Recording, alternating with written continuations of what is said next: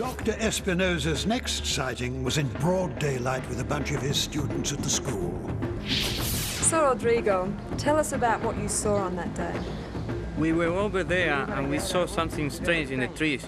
It was something like a dog walking on its hind legs with wings, and it was up in the trees, and when it saw us, it ran away. So, Diego, tell us what you saw on that day. Como un tipo de perro. What I saw that day was a creature that looked like a dog standing on its hind legs. It had a big jaw and wing-type arms. It was grey, then it was gone, and that's all I saw. Do you think you saw a chupacabra? I couldn't really say that I saw a chupacabra, but I can tell you that yes, I did. That maybe it was by the shape of its body. But one local woman got a much closer look at El Chupacabra and lived to tell. Daniel and Natalie are about to meet Evelyn Esprit. She and her husband Walter used to live near Calama until she came face to face with El Chupacabra.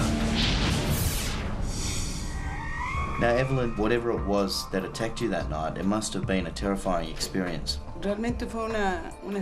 Apart from terrifying, it was more traumatic than anything. I wouldn't like ever in my life again to live like that. It changed my life. It marked my life. What's even worse is that I'm not a believer. I thought people always made up stories. But it actually happened. It really amazed me, and it was very, very traumatic for me. Can you take us through what actually happened the night of the attack? I woke up at 5 o'clock to go to the toilet. Our toilet was an outdoor toilet, and I was walking. Something fell on my back.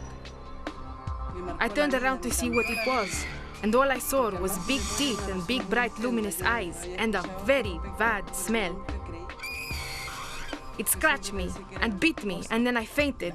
I can't remember anything else that happened to me apart from that smell.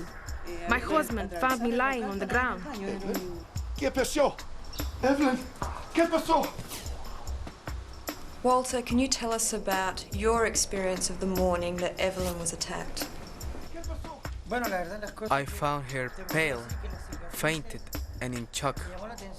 Well, all I can say is that the wounds amazed me, especially the ones on her hands, as they were straight lines. You could see they were made with thick cloth. The ones on her back were deep wounds that bled. I imagine they must have been very painful, and immediately I thought this must be El Chupacabra. She didn't bear the telltale puncture wounds, but the trio of claw marks corresponds with the eyewitness descriptions of a three-clawed beast. Evelyn, ¿qué pasó? After Walter found Evelyn collapsed and bloody on the ground, he called the paramedics, who rushed Evelyn to the regional hospital.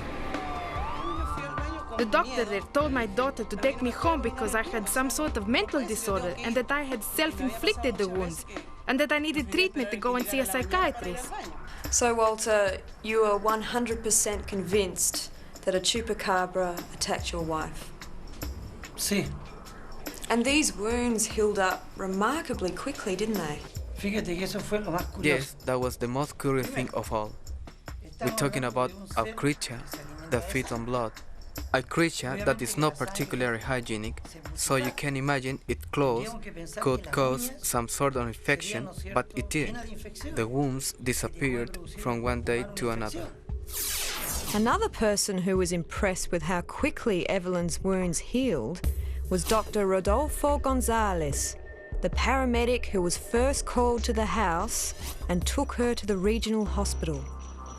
I found scratches on her back, which were about 28 inches long, from the top of her back to the bottom of her back.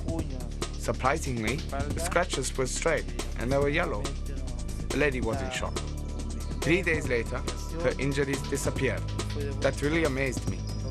As I work in medicine for many years now, I've never seen injuries or scratches like that disappear so quickly. Do you think that she inflicted the wounds on herself? And if not, what could be responsible for them? For me, it wasn't self-inflicted. With all my years of experience, it appears to be something very strange. I believe it is hard for someone to create and inflict such wounds. Do you think this was the work of a Chupacabra? Sí. And if that wasn't strange enough, Evelyn claims that the creature communicated with her telepathically, just like Joe Uriel's Chupacabra encounter 50 years ago in Arizona. Now, Evelyn believes that she had a telepathic link with the creature that attacked her. What did it say to her? It told her not to fear, to relax, and not to fight it. It told her it wasn't going to kill her. I believe this is a thinking creature, a creature not from this world.